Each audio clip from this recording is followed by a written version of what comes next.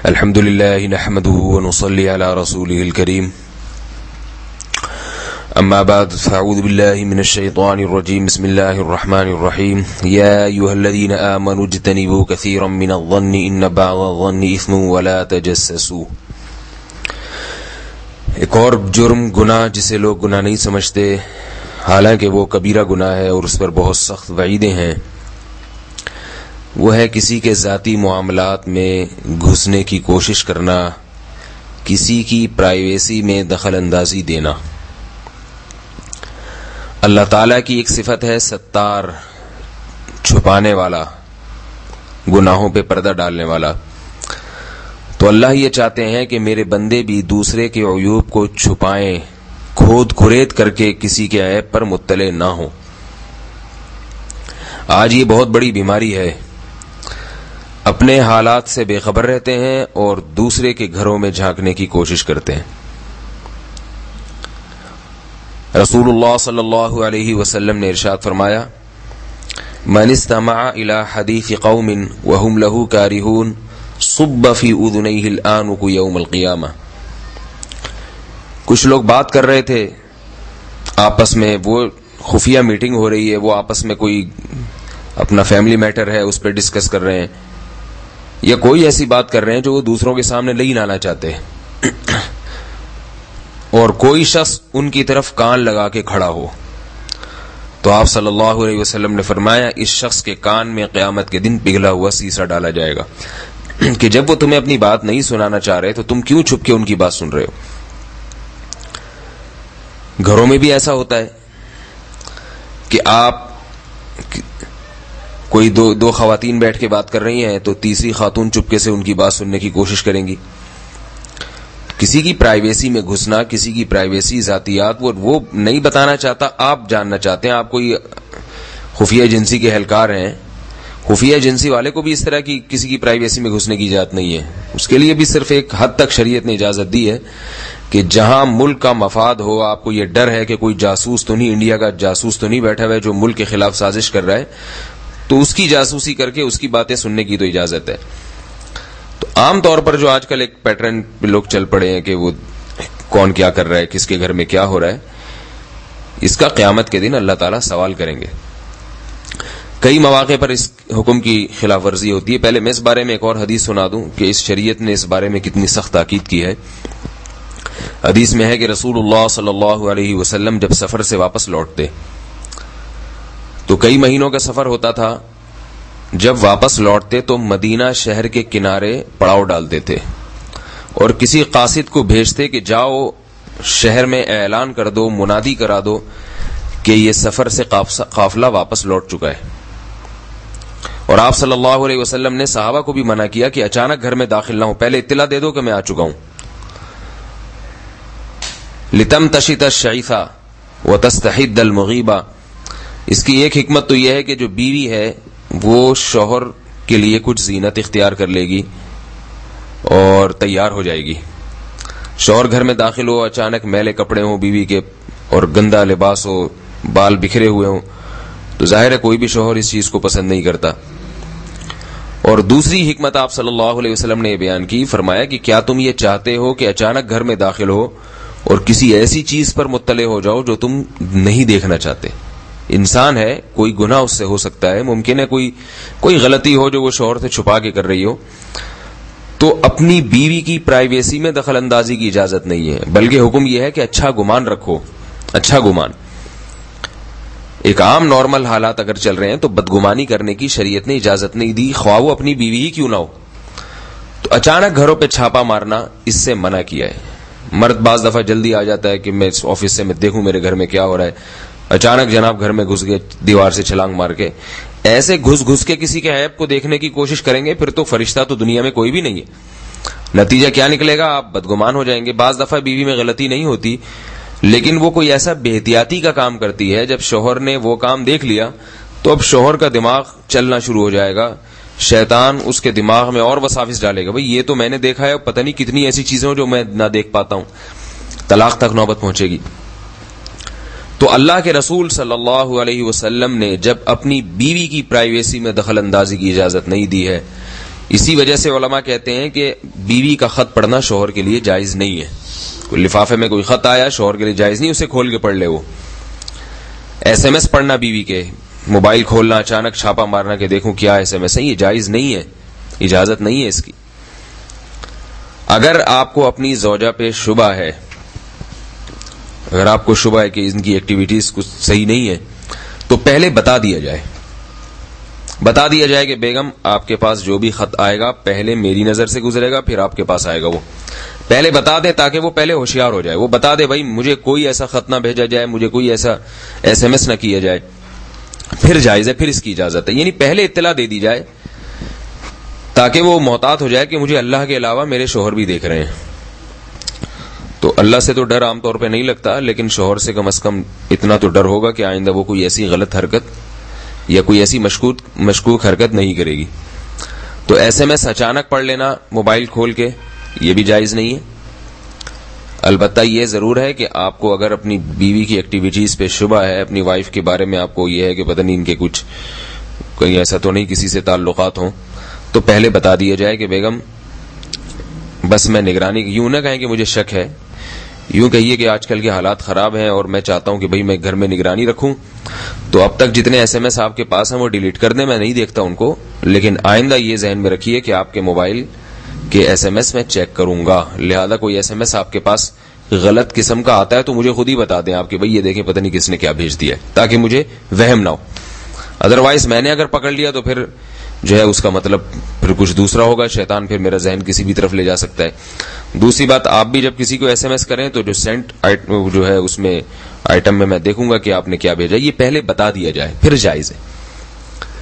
ہمارے حضرت مفتی رشید احمد صاحب رحمہ اللہ تعالی نے مدرسے میں اوپر جہاں رہا کرتے تھے تو اوپر ایک چھت پہ چھوٹی سی کھڑکی کھولی ہوئی تھی، کیونکہ وہ طلبہ کو منع کرتے تھے. طلبہ جب باہر نکلتے تھے ہاف ٹائم میں تو ادھر دکان والوں سے دوستیاں لگا رہے ہیں، کوئی دودھ والے سے گپ شپ ہو رہی ہے. حضرت اس چیز کو ناپسند کرتے تھے کہ کیوں دائیں بائیں آپ لوگوں سے دوستیاں لگا رہے ہیں، اپنی تعلیم سے واسطہ رکھیں، باہر نکلنا ہے تفریح کے لیے تو اپنے ہی طلبہ سے گپ شپ کریں، کھیلیں.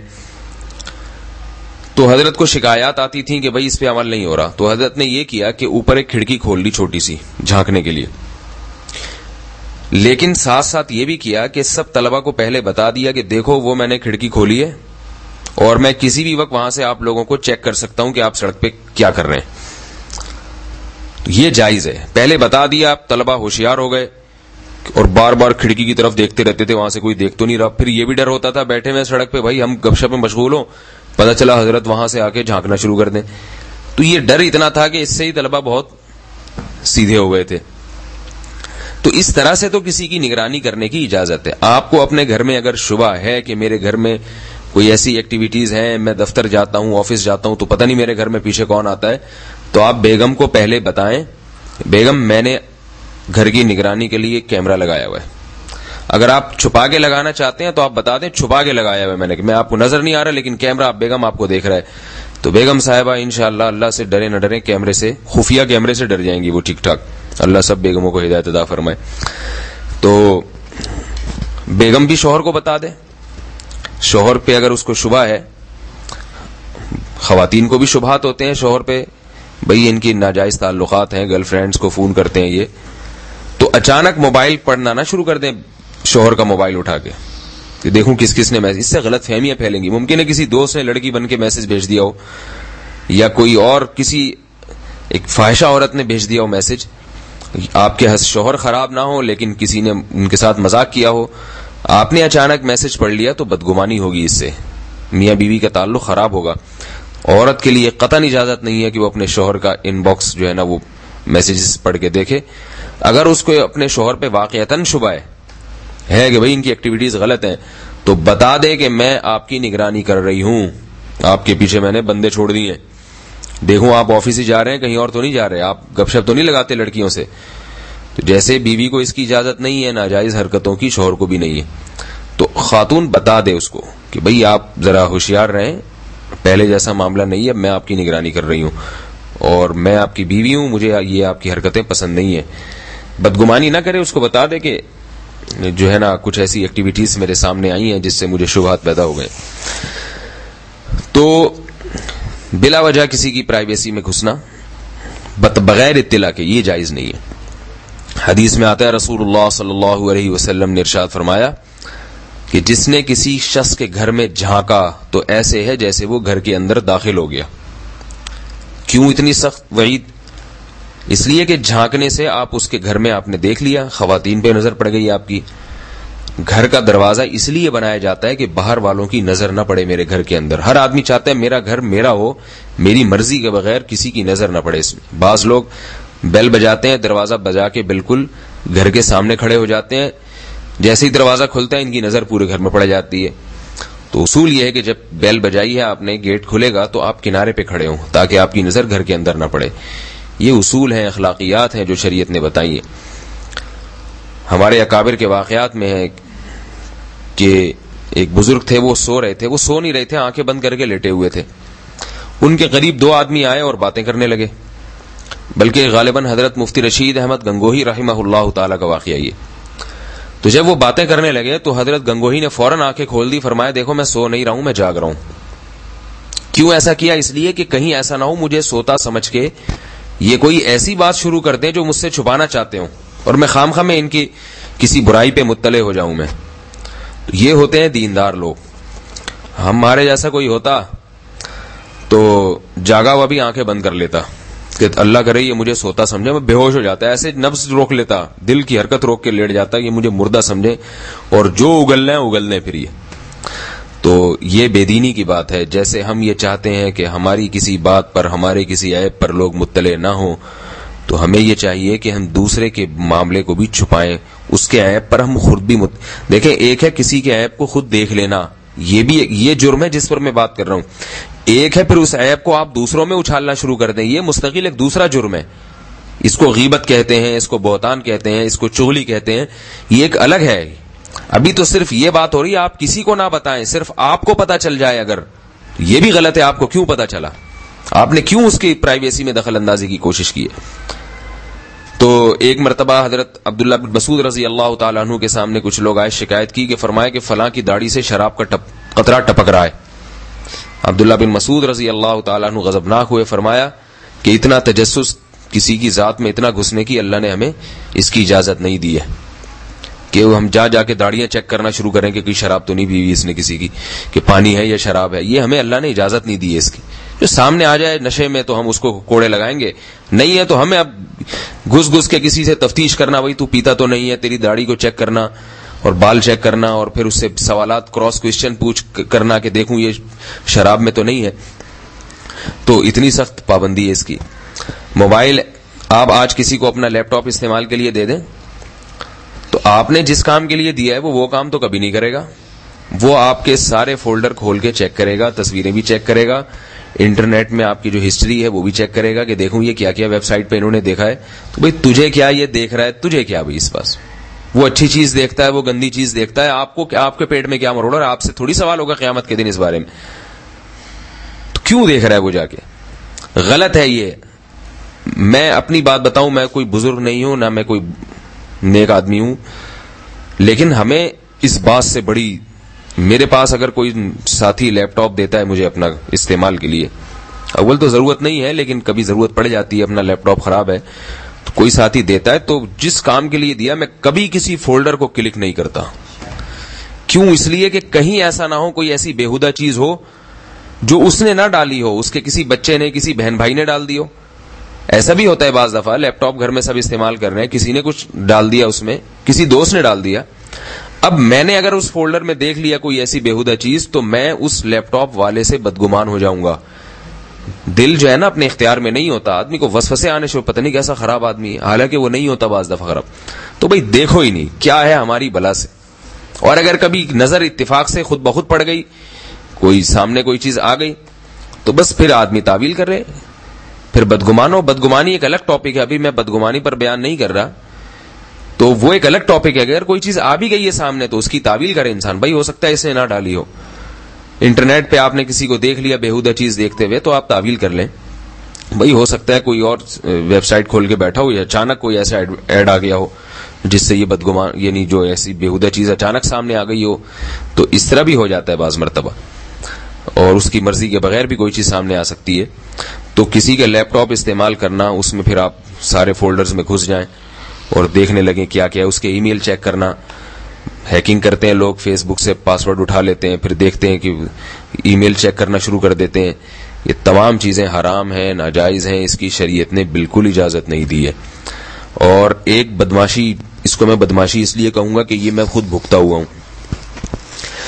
آپ آج اپنے بیٹھک میں کسی کو بیڈ روم میں بیٹھک میں بٹھائیں، کسی کو مہمان خانے میں، تو بعض دفعہ ایسا ہوتا ہے کہ سب سے پہلے تو وہ نظریں گھمانا شروع کر دیتا ہے. دیکھوں ان کے گھر میں الماریوں میں جھانکنا تاکنا شروع کر دیتا ہے کیا رکھا ہوا ہے.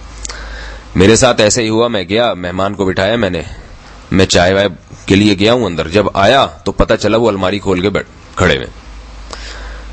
تو بھئی کیوں کھولی الماری میں کوئی قابل اعتراض چیز نہیں تھی، لیکن مہمان کو اس کی اجازت نہیں ہے کہ میزبان آپ کو بٹھا کر گیا ہے تو آپ اپنی مرضی سے اس کی الماری کھول کے دیکھنا شروع کر دیں، کمپیوٹر ٹیبل کھول کے اس کی درازیں کھول کے دیکھنا شروع کر دیں. ایک دفعہ میری ڈائری کھول کے بیٹھے ہوئے تھے ایک صاحب.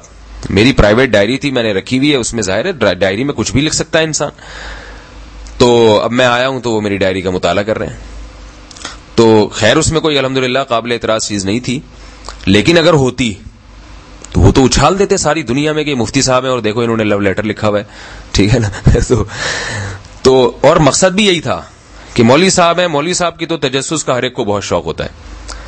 تو ایسے آدمی کو تھپڑ مار کے گھر سے باہر نکال دینا چاہیے، تھپڑ مار کے. بھئی آپ کو ہم نے اپنے گھر میں اس لیے نہیں بٹھایا کہ آپ گھسیں. خواتین میں بعض کی عادت ہوتی ہے کہ آپ کی والدہ کی محلے میں کسی سے دوستی ہے، والدہ وہ خاتون کو لاتی ہیں، وہ آتی ہیں گھر میں بیٹھتی ہیں، آپ اس لیے برداشت کرتے ہیں کہ ہماری امی کی سہیلی ہیں، ہماری امی کی فرینڈ ہے، اور وہ فرینڈ آپ کے گھر کا ایک ایک راز کہ وہ محلے پڑوس میں سب کو بتاتی پھرتی ہیں. آپ نے دل بڑا کیا کہ بھئی یہ انٹی ہیں، آ جائیں ہمارے گھر رہیں، کوئی بات نہیں، ہماری امی کی فرینڈ ہیں تو گویا ہماری ہی امی ہو گئی ایک طرح سے، گھر میں رہیں. اور وہ ایک ایک چیز تاک رہی ہوتی ہے، ان کا بچہ کیا کرتا ہے اور ان کی بچی کا چکر کس سے چل رہا ہے اور کن کن لوگوں سے ان کی موبائل پہ باتیں ہوتی ہیں. آج کل خواتین میں بہت دیکھا ہے. تو وہ جا کے سارے راز، میں ان کے گھر رہتی ہوں، مجھے پتا ہے یہ کیا کرتے ہیں، ان کی کس سے سیٹنگ ہے. تو ایک نے دل بڑا کر کے آپ کو اپنے گھر میں رکھا ہے تو آپ اس کے گھر کے راز کی باتوں پہ پردہ ڈالیں. اللہ کے رسول صلی اللہ علیہ وسلم نے ارشاد فرمایا، صحیح حدیث ہے، کہ اگر کوئی شخص تمہارے گھر میں جھانکے، الفاظ دیکھیے، اگر کوئی شخص تمہارے گھر میں جھانک رہا تھا اور تم نے پتھر اٹھا کے اس کی آنکھ پہ مارا اور اس کی آنکھ پھوٹ گئی، فرمایا تم پر کوئی دیت نہیں ہے، کوئی کفارہ نہیں ہے. آنکھ کی تو دیت اچھی خاصی ہوتی ہے، قصاص ہوتا ہے، آنکھ کے بدلے آنکھ ہے شریعت میں. لیکن یہاں اللہ کے نبی نے فرمایا اگر کوئی شخص تمہارے گھر میں جھانک رہا تھا اور تم نے پتھر اٹھا کے اس کی آنکھ پھوڑ دی، کوئی تاوان نہیں ہے. اس نے حرکت ہی ایسی کی ہے کہ اس کو وہ آنکھ پھوڑوانے کے ہی قابل تھا. تو آج گھروں میں چھتوں پہ چڑھ کے جھانکتے ہیں کھڑکیوں سے کہ کیا ہو رہا ہے کس کے گھر میں. تو اللہ تعالیٰ اس نحوست سے ہم سب کو بچنے کی توفیق عطا فرمائے. ڈائریاں نہ پڑھیں، کسی کے ان باکس میں جا کے میسیجز نہ پڑھا کریں. لیپ ٹاپ دیا ہے تو فولڈر کھول کے نہ دیکھیں، جس کام کے لیے دیا بس اسے، کوئی چیز سامنے آ بھی جائے تو اس کو خود ہی چھپا دیں. اور اگر پڑھنا ہے فولڈر بہت زیادہ پیٹ میں مروڑ ہو رہا ہے کہ دیکھو اس کے لیپ ٹاپ میں کیا ہے، تو ایک دفعہ فون کریں، بولیں بھائی آپ کا لیپ ٹاپ آپ نے مجھے دیا ہے، میں وہ ڈی جو فولڈر ہے وہ کھول کے دیکھ لوں. وہ خود ہی منع کر دے گا، نہ میں پورا کھل جاؤں گا اگر آپ نے ڈی کھول دیا. ٹھیک، تو وہ اگر اجازت دے دے تو ٹھیک ہے، نہیں دے تو پھر نہیں. اس میں پوچھنے کی ضرورت نہیں ہے، پابندی ہے. خط نہیں پڑھے. ایک دفعہ میں نے خط کسی کو بھیجا تو جن صاحب کے ذریعے بھیجا وہ کھول کے پڑھ لیا انہوں نے. اب جس کو بھیجا اس نے کہا یہ خط تو کھلا ہوا ہے. کس نے کھولا؟ مجھے فون کیا، میں نے کہا میں نے تو نہیں کھولا. پتا چلا درمیان میں بندے نے کھولا ہے. تو میں نے اس شخص سے پوچھا، دیندار آدمی نمازی تھا، میں نے کہا آپ نے کیوں کھولا بھائی؟ کہہ رہے ہیں آپ نے منع تھوڑی کیا تھا کہ میرا خط نہیں پڑھنا. تو منع نہیں، جب تک اجازت نہ ہو تو منع ہی ہے وہ، تو یہ منع ہی سمجھا جائے گا. اللہ تعالیٰ ہمیں اس کبیرہ گناہ سے بچنے کی توفیق عطا فرمائے. وما علینا الا البلاغ.